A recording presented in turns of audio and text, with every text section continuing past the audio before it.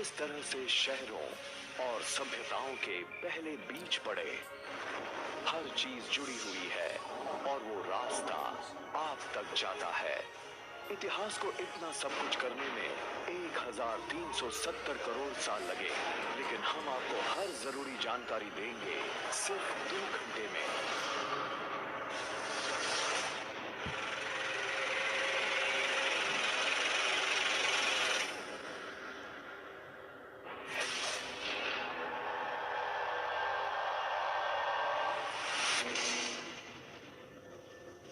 ये है हमारा नवजात ब्रह्मांड। आने वाले दिनों में जो भी होगा, जिस भी चीज का वजूद होगा, उसकी शुरुआत यहाँ से हुई। ऊर्जा के इस छोटे से स्रोत से, वो स्रोत जो एक परमाणु से भी छोटा है। हम आज जिस इतिहास को जानते हैं, उसकी शुरुआत बड़े ही रहस्यमय हुई थी। हम वजह तो शायद न जान पाए, लेकिन हमारे ब्रह्मांड में अचानक विस्फोट हो गया।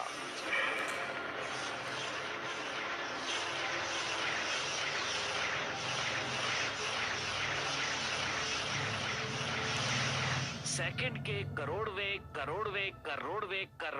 करोड़वे हिस्से में जो चीज परमाणु से भी छोटी थी, वो अचानक एक तारामंडल से भी बड़ी हो गई।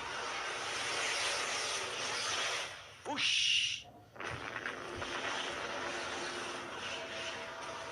आप जिसे देख रहे हैं वो ऊर्जा है, और अगले 2 घंटे में हम जो दिखाने जा रहे हैं उसे समझने के लिए ये बेहद अहम है। सेकंड के मामूली से हिस्से में बिग बैंग ने इतनी ऊर्जा पैदा कर दी जो आज तक मौजूद है। इतनी ऊर्जा जिससे हर तारा रोशन है, हर जीव को जिससे ताकत मिलती है। हम जितनी भी ऊर्जा का इस्तेमाल करते हैं वो उस वक्त की है जब कायनात बनी थी। जब हम कार में पेट्रोल डालते हैं, तब हम उस ऊर्जा का इस्तेमाल करते हैं जो बिग बैंग के वक्त बनी थी।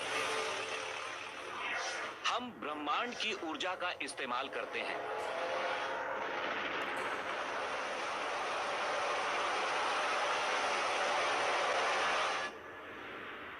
हमारी इस 2 घंटे की कहानी में अभी कुछ ही मिनट बीते हैं, पर इतने में ही 3,80,000 साल बीत गए।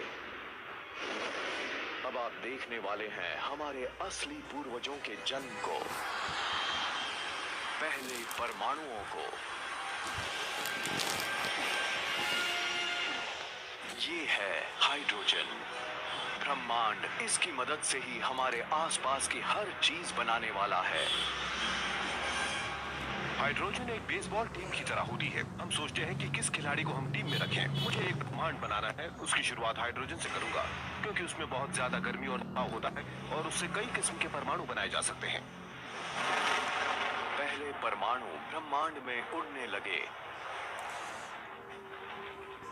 लेकिन अच्छी बात ये हुई कि वो बराबरी से नहीं फैले थे, क्योंकि ज्यादा परमाणुओं वाले छोटे पॉकेट्स में शुरुआती ब्रह्मांड को गढ़ने वाले ग्रेविटी ने अपना जादू दिखाना शुरू किया।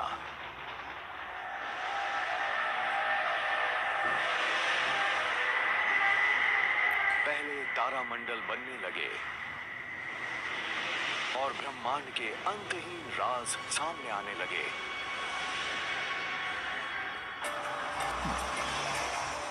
इतिहास में जब भी किसी एक जगह पर ज्यादा ऊर्जा और तत्व जमा हुए, वहां जटिल चीजें होने लगी।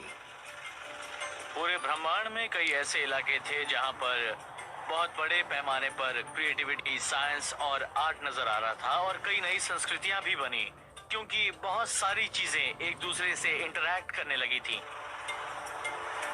जाहिर सी बात है, जहां भी कुछ होगा वहां नई चीजें विकसित होंगी ही, और जहां कुछ है ही नहीं, वहां पर क्या विकास हो सकता है?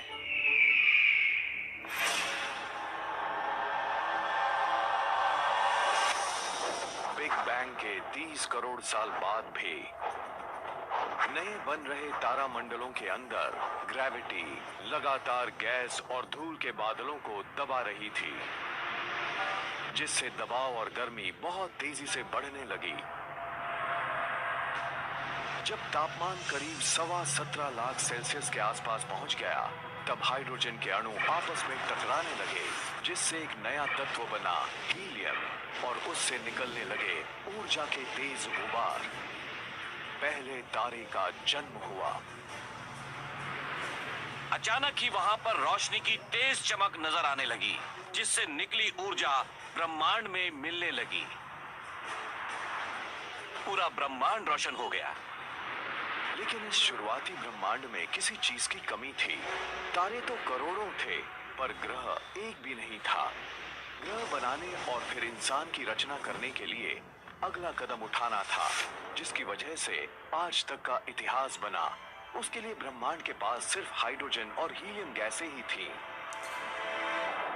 हर जटिल चीज, हर वो भारी चीज जिससे कुछ बनाया जा सकता है, मसलन आयन या जीवन या ऐसी दूसरी चीजें कार्बन से बनी थी, लेकिन वो असल में तारों में बनाई गई थी। हम भले ही अपने सूरज जैसे तारे को प्रकाश का स्रोत माने, पर उसके अंदर एक और बहुत बड़ी घटना हो रही थी। तारे तत्व बनाने की फैक्ट्री हैं। वो हाइड्रोजन को हीलियम से, हीलियम को लिथियम से मिलाकर 25 ऐसे आम तत्व बना रहे थे जो जीने के लिए जरूरी थे, जिनमें कार्बन, ऑक्सीजन, नाइट्रोजन और आयन भी शामिल थे। मतलब 1200 करोड़ साल पहले ही तारे वो तत्व बनाने लगे थे जिनसे आयन एज शुरू हो सकता था, जिनसे शहरों के लिए इमारतें और इंसान के बनाए कुछ बेहतरीन स्मारक बन सकते थे।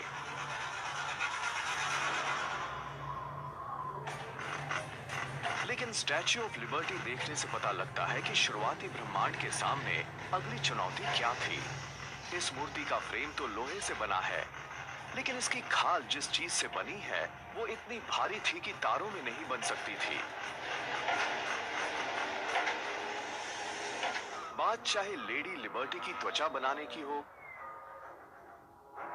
या शादी की अंगूठी के लिए सोने की या न्यूक्लियर रिएक्टर्स के लिए यूरेनियम की, कुछ तत्व ऐसे होते हैं जिन्हें बिल्कुल अलग तरीके से बनाना पड़ता है।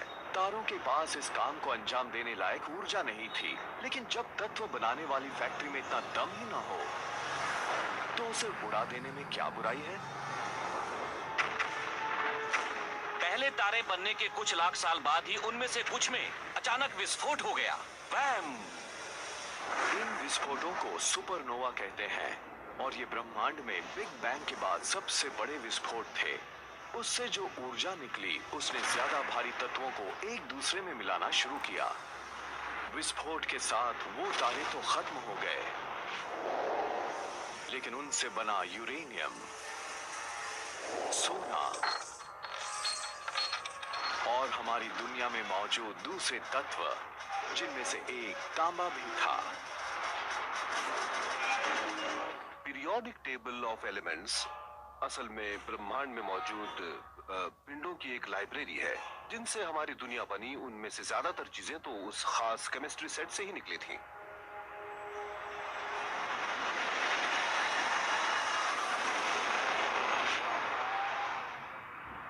सुपरनोवा की वजह से ही आज हम हैं। हमारे खून में आयन है, उस लिहाज से हमारे शरीर के अंदर आज भी सुपरनोवा के कुछ अवशेष मौजूद हैं। वो हमारे शरीर में घूम रहे हैं।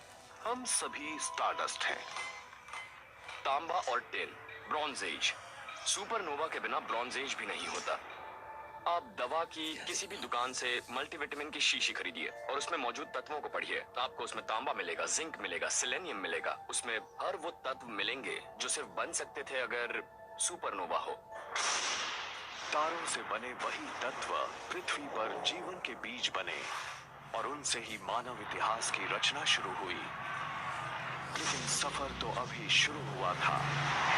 इससे पहले कि जीव बनते, ब्रह्मांड को हमारे लिए एक घर भी तो बनाना था। सही घर बनाने के लिए हमें हर जरूरी चीज एक जगह पर जमा करनी पड़ती है। ग्रहों के बनने पर भी यही हुआ था। हमारे पास जो चीजें होती हैं, उनसे ही ये तय होता है कि वो ग्रह हमारे लिए किस तरह का घर साबित होगा। हर घंटे में ही दिन खत्म हो जाता था। जब हम पृथ्वी के शुरुआती दिनों की बात करते हैं, उस वक्त की जब ये बनी थी, तब हमें पृथ्वी को एक दूसरा ग्रह मानना पड़ता है।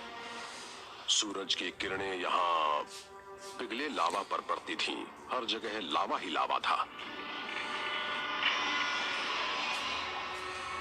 कुछ जगहों पर ज्वालामुखी की काली चट्टानें भी थीं।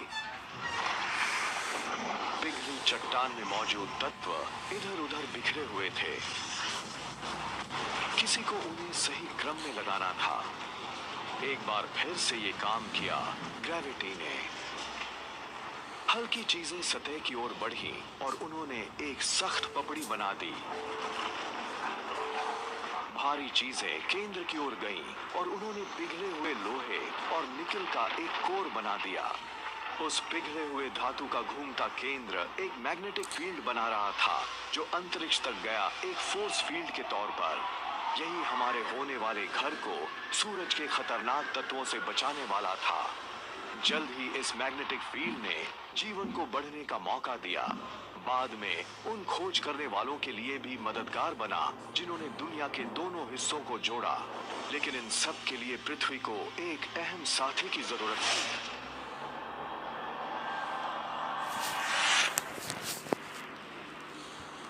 450 करोड़ साल पहले मंगल ग्रह के बराबर का एक पिंड करीब 40,000 किलोमीटर प्रति घंटे की रफ्तार से पृथ्वी से टकराया।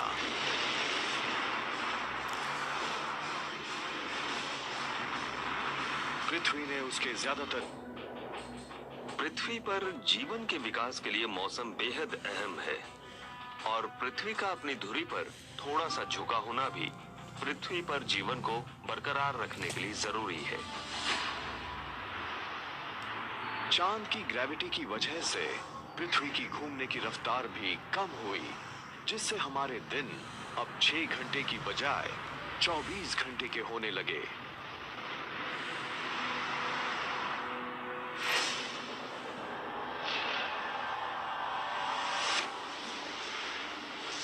$440 करोड़ साल पहले पृथ्वी पर इतनी गर्मी थी कि तरल पानी रह ही नहीं सकता था, लेकिन वायुमंडल में पानी की भाप थी।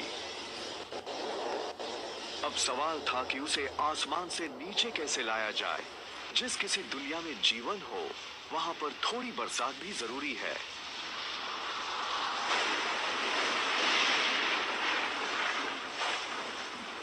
कई लाख साल पहले जब पृथ्वी ठंडी हुई, तब बारिश होने लगी, जिससे तालाब बने, झीलें बनी और फिर महासागर बने।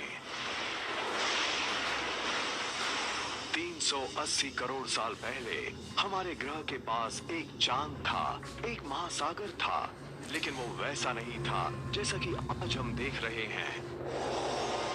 इंसान के इतिहास का मंच बनने के लिए पृथ्वी को ऑक्सीजन से भरा वायुमंडल और ऐसे उपजाऊ महादेश चाहिए थे जहां लोग रह सकें, विकास कर सकें।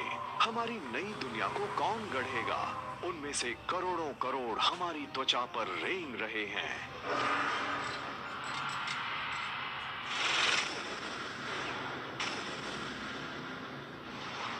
हम आपको दुनिया का इतिहास 2 घंटे में बता रहे हैं। बिग बैंग से लेकर आज तक की कहानी। हमारी आज की दुनिया में इससे जुड़े कई सुराग छिपे हैं। दरअसल इस तरह की संरचनाओं में पृथ्वी पर जीवन की शुरुआत के रहस्यमय सुराग छिपे हुए हैं।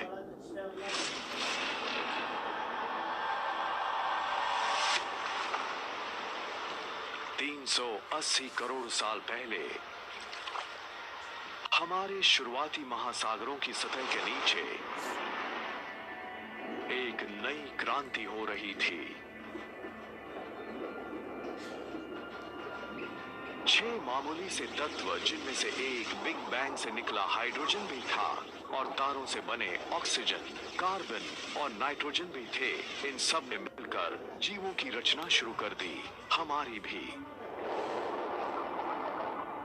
उनमें से सबसे खूबसूरत था डीएनए।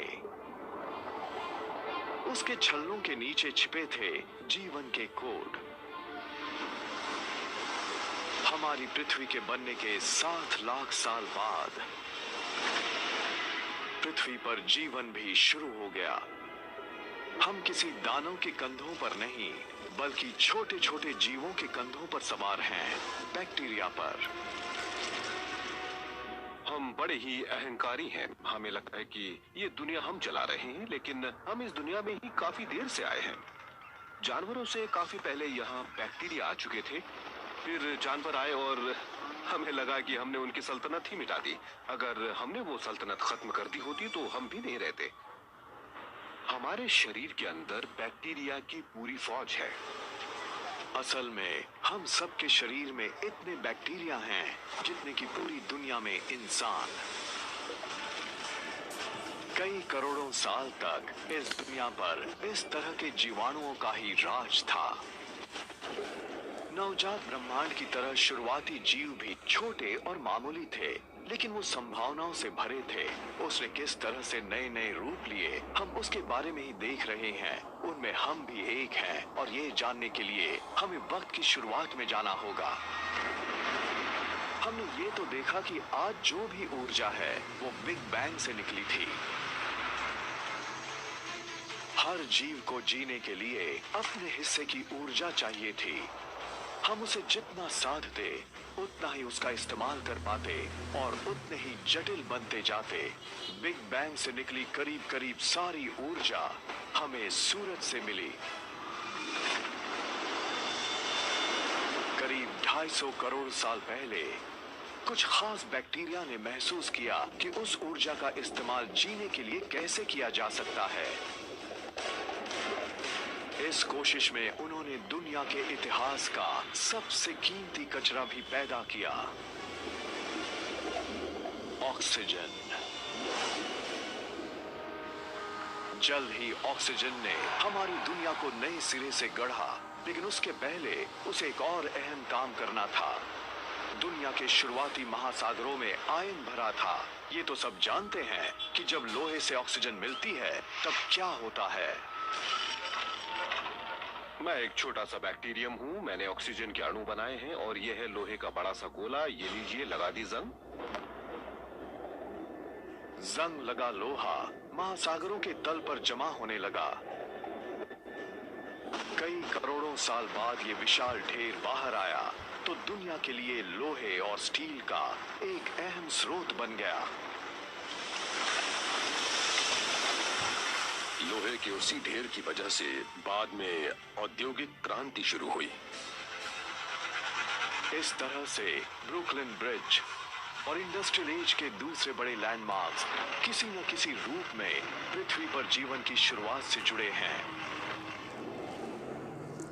जब महासागरों में जंग लगाने के लिए लोहा नहीं बचा, तब ये बैक्टीरिया एक दूसरे काम में जुट गए। उन्होंने इतना ऑक्सीजन बनाया कि महासागर भर गए और वो वायुमंडल में जाने लगी।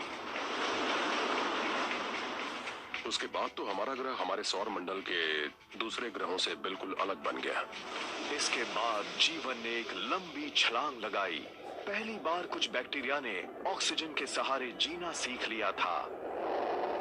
यानी हम जो सांस आज ले पाते हैं उसका इतिहास करीब 250 करोड़ साल पुराना है।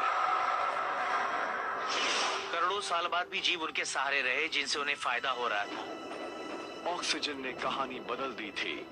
उसकी शक्ति को साध कर जीवों ने ऊर्जा का एक नया स्रोत ढूंढ लिया था, और वो स्रोत उसके पहले के किसी भी स्रोत से 20 गुना ज्यादा सक्षम था। इस नई ऊर्जा के सहारे जीवों ने जो किया वो कहानी हमारे आज तक आती है।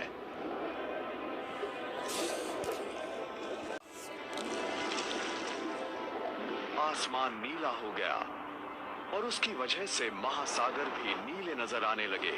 अब ज्यादा बड़े और ठोस महादेश यानी कॉन्टिनेंट्स उभरने लगे थे। पृथ्वी काफी हद तक वैसी लगने लगी थी जिसे आज हम अपना घर कहते हैं।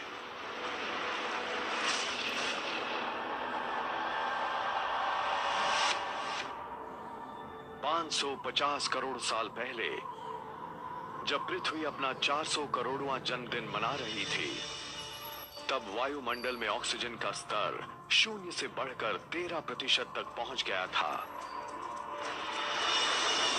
आप एक गहरी सांस लीजिए, क्योंकि अब पृथ्वी पर उथल पुथल होने वाली है।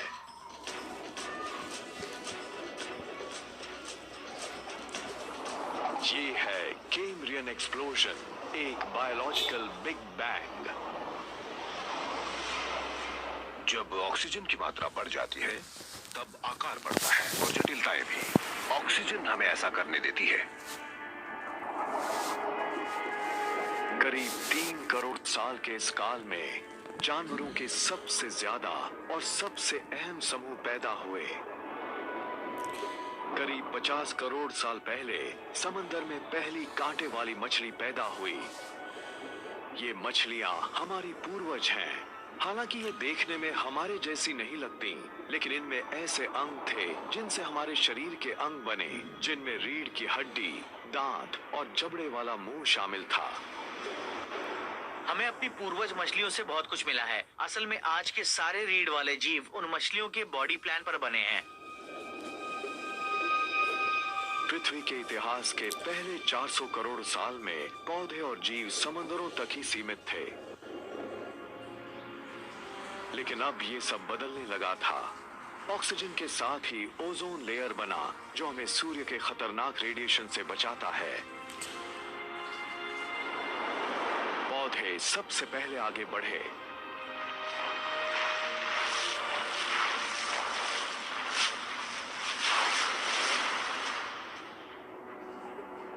करीब 40 करोड़ साल पहले जीव भी आगे बढ़ने को तैयार हो गए। सबसे पहले आए वो एम्फिबियंस जिनके कई वंशजों में से एक हम भी हैं। जानवरों के विकास के सिलसिले में मुझे जो बात सबसे दिलचस्प लगती है वो है एम्फिबियंस का प्राचीन महासागरों से बाहर आना और जमीन पर आकर हवा में सांस लेना। ये तो वैसा ही है जैसे हमारे दादा के दादा के दादा के दादा समंदर से बाहर आए हों और इस दुनिया का नजारा किया। उन्होंने कहा होगा, अरे मैं तो यहाँ रह सकता हूँ। उन पेड़ों को, कीड़े मकोड़ों को देखो, यहाँ खाना भी है, मैं यहाँ रह सकता हूँ।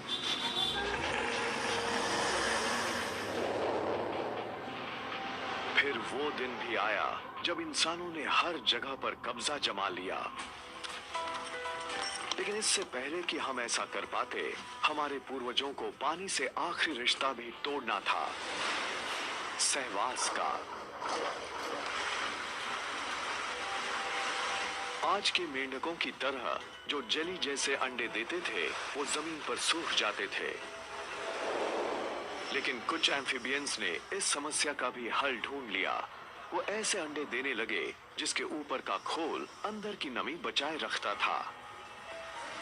इसके साथ ही हम महासागरों से जमीन पर आ गए और एम्फिबियन से रेप्टाइल्स बने।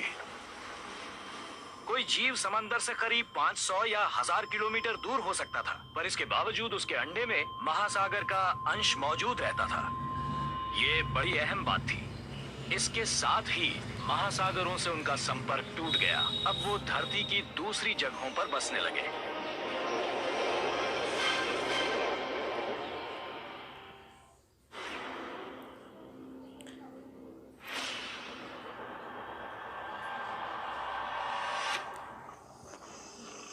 करोड़ साल पहले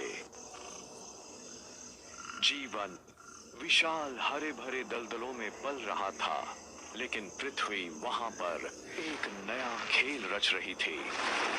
वहां पौधों की मौत होती तो वो वहीं पर दफन हो जाते थे। बिग बैंग से जो ऊर्जा पैदा हुई थी, वो पौधों के जरिए जमीन के नीचे तक जाने लगी थी और कोयला बनने लगा था।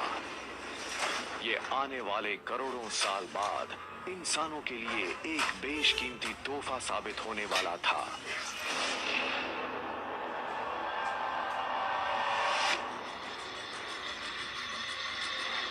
पच्चीस करोड़ साल पहले एक तबाही आई और ये पृथ्वी के शुरुआती दिनों के बाद किसी ज्वालामुखी का बहुत बड़ा तांडव था। वायुमंडल में कार्बन डाइऑक्साइड भर गई और उसके बाद कैम्ब्रियन एक्सप्लोजन के बाद अलग अलग जीवों का जो विकास शुरू हुआ था, वो थम गया। पृथ्वी पर रहने वाली 70% प्रजातियां खत्म हो गईं और इतने बड़े पैमाने पर हुई मौतों को कहा गया पर्मियन एक्सटिंक्शन। पृथ्वी पर इस तरह के विनाश तो होते ही रहे हैं, पिछले 50 करोड़ साल में कम से कम 5 बार ऐसी तबाही आई है जिससे पृथ्वी पर से सबसे अहम प्रजाति ही खत्म हो गई। ये भी ताश की गड्डी को फेंटने जैसा ही है, जिससे नई प्रजाति पैदा होती रहती है। उस वक्त भी एक नई प्रजाति पैदा हुई, डायनासोर की। अगले 16 करोड़ साल तक डायनासोर पृथ्वी पर राज करते रहे। उसी दौर में पृथ्वी पर सख्त लकड़ी के पहले जंगल पैदा हुए और 400 करोड़ साल बाद चांद की ग्रेविटी की वजह से पृथ्वी पर 24 घंटे का दिन होने लगा। डायनासोर के शुरुआती काल में दुनिया भर की जमीन एक ही जगह जमा थी, जिसे पैंजिया कहते थे, लेकिन अब वो अलग होने लगी थी। अफ्रीका साउथ अमेरिका से अलग हो गया, अटलांटिक महासागर सामने आया और उससे बनी मानव इतिहास की सबसे मजबूत सरहद, वो सरहद जिसने नई और पुरानी दुनिया को अलग कर दिया। इस बात में शक नहीं कि डायनासोर काल के सबसे बड़े जानवर ट्राइसेराटॉप और टी रेक्स ही थे, लेकिन कुछ बेहद अहम जीव उनके पैरों के आसपास भी घूम रहे थे। अगर हम अपनी जड़ों को ढूंढने की कोशिश करें तो पाएंगे कि हम रेंगने वाले विशाल भारी भरकम जीवों के बीच रहने वाले श्रू जैसे छोटे स्तनधारी जीव थे। उस वक्त हमारे जैसे स्तनधारी जीव खास अहमियत नहीं रखते थे। हम अपनी जान बचाए रखने के लिए डायनासोर के अंडों की चोरी भी करते थे। तो डायनासोर के सामने हम कुछ भी नहीं थे। 16 करोड़ साल के डायनासोर काल के इतिहास की सबसे बड़ी बात यही थी कि हम उनसे जंग हार चुके थे, स्तनधारी हार चुके थे। हम एक छोटी बिल्ली जितने बड़े थे। 16 करोड़ साल तक मझोले, बड़े, थोड़े बड़े, विशाल और बहुत बड़े जीव के नाम पर सिर्फ और सिर्फ डायनासोर ही मौजूद थे। उनके सामने हमारा कोई वजूद नहीं था। लेकिन तभी बाजी फिर से पलटने वाली थी।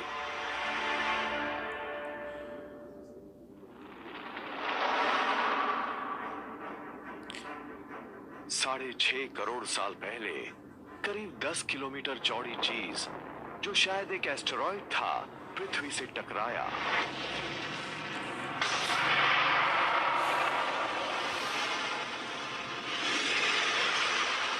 धूल के बादल ने सूरज को ढक लिया, तापमान गिर गया। पृथ्वी पर रहने वाला 25 किलो से ज्यादा वजन का हर जीव खत्म हो गया। डायनासोर का काल खत्म हो गया। डायनासोर ने हमें सबसे बड़ा तोहफा दिया था, अपनी मौत का तोहफा। जब वो खत्म हुए तो स्तनधारियों को बढ़ने का मौका मिला। डायनासोर के खत्म होने के कुछ ही साल बाद पहले वानर पैदा हुए। वो सही मायनों में वानर थे। उनके बाद के रूपों में एक हम भी हैं, और विकास के क्रम में उन स्तनधारियों को सामने देखने वाली आंखें मिली, जिनसे वो गहराई का अंदाजा लगा सकते थे, और लचीले हाथ मिले जिनमें 5 उंगलियां थीं। उनकी 5 उंगलियां थीं, हमारी तरह, जिनसे वो किसी चीज को पकड़ सकते थे। और अगर आप उन जीवों को देखें जिनकी उंगलियां हमारी तरह नहीं हैं, तो आप पाएंगे कि वो किसी चीज को एक सीमा तक ही पकड़ सकते हैं या उन्हें मैनिपुलेट कर सकते हैं। 5 करोड़ साल पहले हमारे पूर्वज उस ग्रह पर विकसित हो रहे थे जो गर्म हो रहा था। वो थे। उसके बाद महादेश यानी कॉन्टिनेंट्स अलग हुए और अफ्रीका और अमेरिका ने अपना रूप ले लिया। लेकिन नॉर्थ अफ्रीका यानी आज का इजिप्ट एक प्राचीन समंदर के नीचे था। उस समंदर के तल पर खोल वाले छोटे छोटे जीव रहते थे, नेम्यूलाइटस। कैल्शियम और कार्बन से बने उनके खोल समंदर के तल पर कई करोड़ साल तक जमा होते रहे, और उनसे बने चूना पत्थर, वो चूना पत्थर जिससे पिरामिड बनाए गए। अगर आप इन पिरामिडों को ध्यान से देखें तो साफ पता लगता है कि 4000 साल पहले बनी ये इमारतें असल में 5 करोड़ साल पुराने सी शेल से बनी हैं।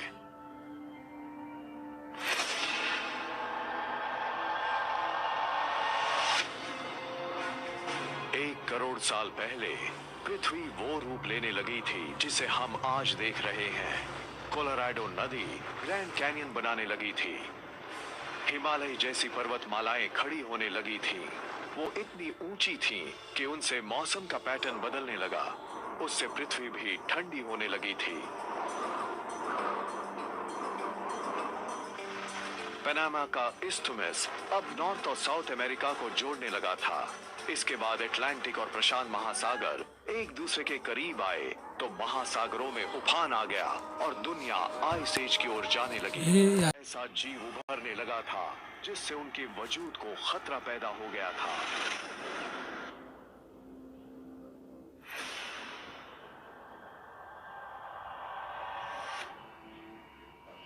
70 लाख साल पहले हमारे वानर पूर्वज पेड़ों पर चैन से रहते थे, लेकिन उनके आसपास के इलाकों पर हमले होने लगे थे। इस नए खिलाड़ी ने भी मानव इतिहास पर उतना ही असर डाला जितना कि पृथ्वी के किसी और जीव ने। आप शायद इस बात पर यकीन न करें, पर हमारे वजूद के लिए एक चीज बेहद अहम थी, और वो चीज थी घास।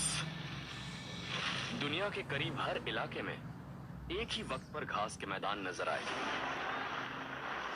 अफ्रीका के सवाना हो, यूरेशिया के स्टेपलैंड्स हो, या फिर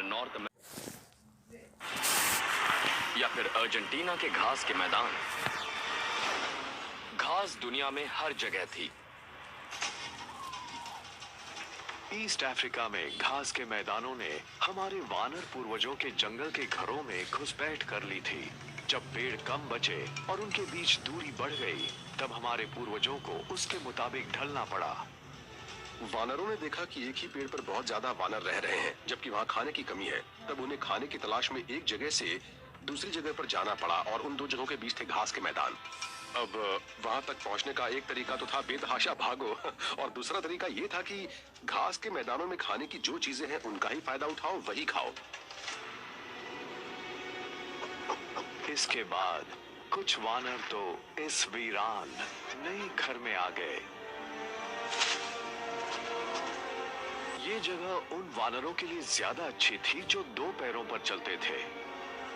वो लंबी घासों के ऊपर से सिर उठाकर अपने दुश्मनों पर नजर रख सकते थे। दो पैरों पर चलना एक बहुत ही अहम विकास था, क्योंकि उससे दोनों हाथ खाली रहते थे। हाथों ने भी मानव इतिहास को गढ़ा है।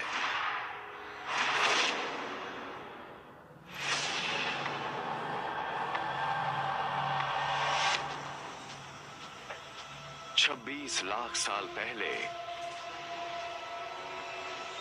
प्रोटो ह्यूमंस या होमिनिड्स जिस दुनिया में घूमते थे, वहां की धरती सिलिकॉन से भरी थी। वो करोड़ों साल पहले तारों के केंद्र में बना था, और सिलिकॉन पृथ्वी के केंद्र में दूसरा सबसे बड़ा तत्व था। उसकी एक बहुत बड़ी खूबी ये थी कि वो ऑक्सीजन के साथ जुड़कर क्रिस्टल बनाता था, जिससे ठोस पत्थर बनते थे, और उस पत्थर को जब गढ़ा जाता तब वो टूटता नहीं था। होमिनिड्स ने 26 लाख साल पहले ही क्रिप्टोक्रिस्टलिन सिलिकेट्स को तोड़ना सीख लिया था, जिससे धारदार किनारे बनते थे, और लोग उनका इस्तेमाल 26 लाख साल तक करते रहे।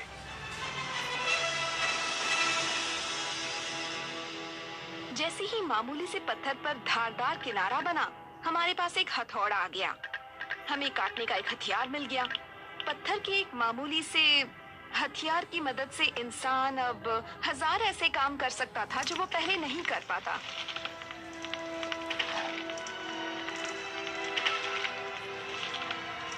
उस छोटी सी टेक्नोलॉजी ने हमारे पूर्वजों को वो हुनर दे दिया था